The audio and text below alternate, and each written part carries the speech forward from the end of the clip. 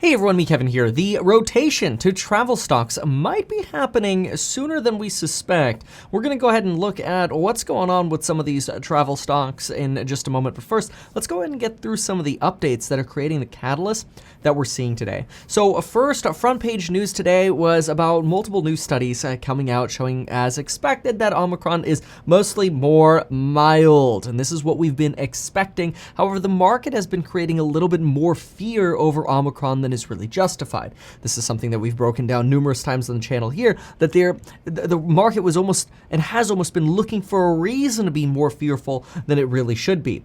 Now, here are some notes from the latest study. So the latest study in Scotland, these are a summary of the doctor, one of the lead doctors on the study, and here's a summary of their notes of what they thought about the study. So they mentioned, although they studied a small number, the study is good news. They found that they found a two-thirds reduction in hospitalization of double vaccinated young people compared to Delta, indicating that Omicron should be much more mild for people.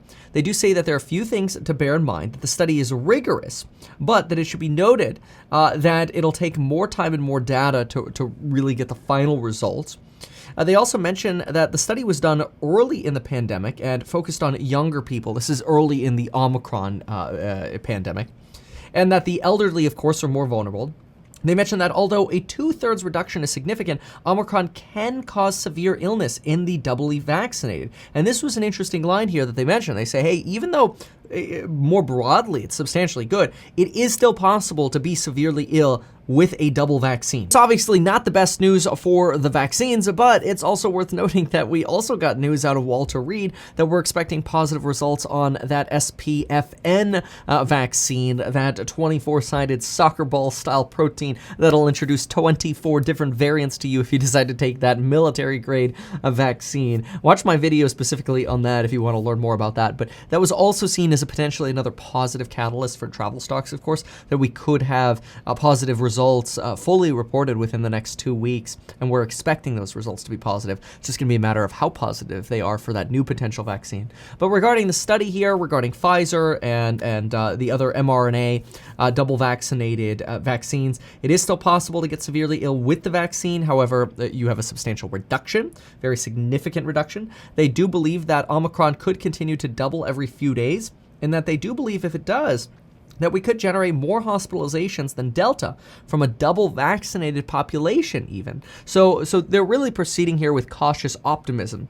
They mentioned that the best news from their study is the observation that the booster is highly effective at reducing severe illness. So if you want to reduce that chance of severe illness, getting that booster, highly important. Remember, that booster is really helping you get to that 70 to 75% range in reducing the odds of having a severe case of Omicron, which is huge.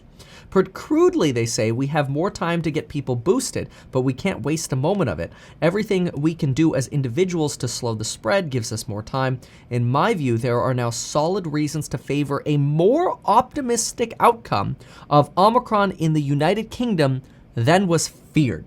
And none of this, of course, should diminish the lives that have been lost.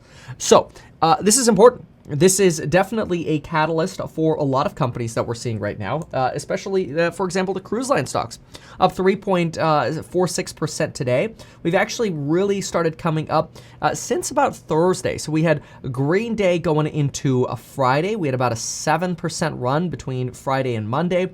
And then we've run a total of about 20% now since last Thursday. So in 6 days, we've run about 21% on the travel stocks. It is worth noting, though, that we're still lower than where we have previously been. If we zoom out onto the day chart on Carnival Cruise Lines, for example, we do see some pain here going into the Delta variant. Delta brought us down to somewhere around 21.47, which is approximately where we're trading now. Right now, we're trading at about 20.83 in after hours. So still a little bit of a discount, but we do see we've clearly jumped back over that $20 line for Carnival Cruise Lines. And we're seeing a lot of other recovery stocks behave very similarly, whether it's the airlines or the cruise lines. So we're starting to see this rotation. This study's news, obviously very good. This is what we were expecting, especially after the inflection point down in cases in South Africa. Now, it's worth noting that, yeah, even though we've seen an inflection point down in cases in South Africa, there are still concerns that different parts of South Africa might be responding differently than more highly vaccinated or more highly exposed or previously exposed to COVID areas. And this is important to pay attention to because in the United States, it's estimated that somewhere between 60 to 75 million individuals do not have either prior exposure to COVID or a vaccine. So this is in contrast to the expectation that over 90+% of the individuals in South Africa have either the vaccine or prior exposure to COVID, potentially making Omicron less severe. But that is exactly why this study today out of Scotland with the Oxford professor's notes we just saw is so bullish for recovery stocks. And we're already seeing this recovery get priced in, mostly because what we're seeing is, hey, look, we are potentially going to see an inflection point regardless of whether we have had prior exposure or not in our communities, because the United Kingdom does not have as much prior immunity like South Africa either. Now, the United Kingdom has been great with vaccinations, but still, the study, bullish. And this is the kind of news that we've been seeing over the last couple days. Not only the inflection point to the downside in cases in South Africa and hospitalizations remaining flat, but the same kind of a thing now happening in the United Kingdom, and we're hoping that happens in the United States as well. So overall, good news, and we're already starting to see stocks respond positively to this. This, in my opinion, is a little bit sooner than expected. I was expecting to continue to see a surge in Omicron cases at the same time as hospitalizations rotating up because of lingering Delta cases. However, now we're nearly 80% dominant with Omicron cases in the United States, which means we're likely to slow the amount of increased hospitalizations we see in the United States. And even though prior waves have usually lasted about 5 months, so we've had sort of 5-month waves of COVID that have spread through different states at different times, Omicron might end up being here and gone much faster than previously believed. We're expecting that New York City, according to Dr. Scott Gottlieb today, will peak around mid-January in terms of cases, and that we might see other areas peak shortly thereafter as well, like areas around Seattle or various areas around the tri-state area around New York City. All of them expected to potentially peak by mid-January. And if these are right now are potentially the bulk of cases, or we're not even necessarily testing the bulk of cases and catching them because folks aren't getting tested because they're mostly having relatively mild symptoms, then maybe we might actually be vastly underreporting how much Omicron there really is right now. Remember, as of even 2 weeks ago, in wastewater samples in Florida, in Orange County, we were realizing that, wait a minute, Omicron is already dominant here, but we're not seeing that show up in testing yet, which somewhat implies that much of our population may already be getting exposed to Omicron without this coming up in testing. So this is why over the last 3 days, we've kind of started seeing a little bit of a U-turn in recovery stocks earlier than expected. The United Kingdom's growth rate for cases is also slowing. According to the COVID tracker in the United Kingdom that updates at 3 p.m. London local time daily, we're up from 80,000 cases last week to about 140,000 cases now. That's still underreported on some websites, but if you look at the ZOE COVID tracker, ZOE COVID tracker, which might be pronounced Zoe in the United Kingdom, we've seen cases go to about 140,000, but the rate actually hasn't been that strong. We've been fearful about this doubling rate of COVID, but 4 days ago we were at 121,000 cases in the United Kingdom. Right now we're at 140,000 cases. So either Omicron is spreading at a doubling rate and we're just not tracking all of these, or Omicron is actually spreading slower than expected, which is also reiterating that good news for recovery stocks. Now, according to a study by Oregon Health and Science University, breakthrough COVID cases do tend to generate a very enhanced immune response. The study found that antibodies from blood samples of breakthrough cases were as much as 1,000 times more effective than antibodies generated by the Pfizer vaccine 2 weeks after the second dose. So what this is really telling us is that if you do end up getting Omicron, your body's lingering response can actually be very, very strong after your infection to potentially future variants. So this is very good news. It's almost kind of like, hey, if you get Omicron and all of a sudden you have a 1,000% increase in antibodies compared to a double vaccine dose of Pfizer, it shows that natural immunity is potentially going to give us the strength to power through any potential new variants that come up. And if we get to herd immunity with something like Omicron, then this turns into that official nothing burger, and we go back to normal, and we take away Omicron and potentially even the pandemic as a catalyst for markets to be nervous.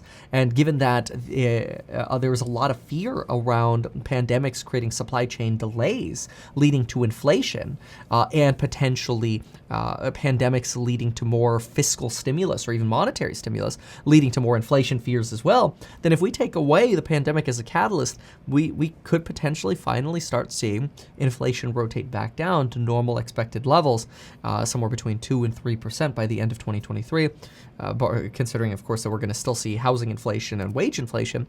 But overall, we could actually be on a good trajectory for the market. So I think it's a reason to be optimistic. Now, health officials do say that as of Saturday, we're at a 93% dominance. We do think that this is about 80% now, as I've already mentioned. The World Health Organization Director General called for the public to cancel upcoming events due to Omicron. I honestly don't think most people are taking that very seriously in the United States, with the exception of in New York City, where you are seeing a lot of events getting canceled. On Tuesday, Joe Biden mentioned that he's going to take a look at another travel ban take a look at his existing travel bans to South Africa and 7 other countries, saying that the travel ban was necessary when they didn't have much information, but now we're past that, and he's expecting to potentially lift this travel ban. He also announced on Tuesday the purchase of 500 million at-home rapid COVID-19 tests, and what they expect is that this should serve about 4 tests per household, and they're going to announce some form of a website where we'll be able to order these. Honestly, by the time we actually get these, I wouldn't be surprised if it's somewhere around mid-January, and we kind of start hopefully ushering in the end of the pandemic, unless, of course, we get some other bizarre new variant or some other garbage that I don't even want to think about right now. According to NBC, also, Dr. Fauci mentioned that the Omicron variant will almost certainly account for 100% of cases within about the next week to 2. So potentially by the end of the year, we could be all Omicron, which at the moment is indicating this is expected to be very good news. South Africa's cases have dropped from a high of 27,000 cases. The numbers dropped to about 15,400 as of the last count. Now, Bloomberg is also reporting that the drop in cases may be due to less testing, because on the day they reported a 44% drop in cases, 29.9% of tests analyzed returned positive, similar to that 30.7% of positive tests the day before. Then we also have the Australian Prime Minister mentioning that despite large increases in new cases, they have not seen a significant impact on their hospitals, which is very, very good. This is excellent. They've been incredibly strict for lockdowns with big consequences for breaching the rules. We saw a lot of police interventions, questionable behavior by police, especially against protesters, like instances of people walking their local park or out on a walk from work in the morning and then being tackled or manhandled. There's been a lot of drama in Australia about this. I don't really want to take a political position on this, but there's been a lot of drama on this.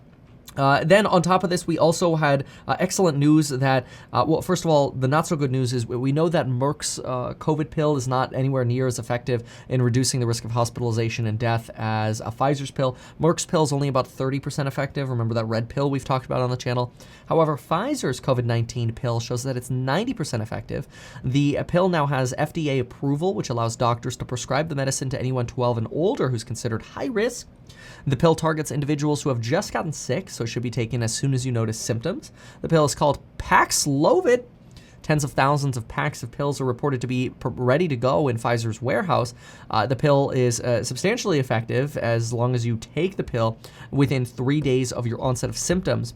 With Omicron surging, there are some concerns we might run out of a supply of this drug, though, and that's unfortunately because the active ingredients within this pill can take somewhere around 6 months to actually manufacture and put together. And so there is sometimes even up to 8 months. So there is the potential that we're not going to have as many of these as potentially necessary. Pfizer is looking to produce 3.6 billion of these tablets next year. You do have to take the pills the sort of the pill box, which contains 30 tablets over a 5-day period. They're making 3.6 billion tablets of them, so we should have quite a few of these available for individuals. However, it's going to take time. By January of 2022, they're trying to get to 50 million packs, which is nice. But again, honestly, by the time we actually get these distributed, hopefully Omicron has continued to prove to be mild, continued to prove to be something that maybe even ushers in the end of the pandemic, and hopefully this all comes to an end. So there we go. That is the news on Omicron. I think it's mostly positive news, and I appreciate you watching this video. If you found it helpful, consider sharing it. Check out my programs on building your wealth down below with that coupon code expiring at the end of Christmas Day. And folks, we'll see you in the next one. Thanks so much. Goodbye.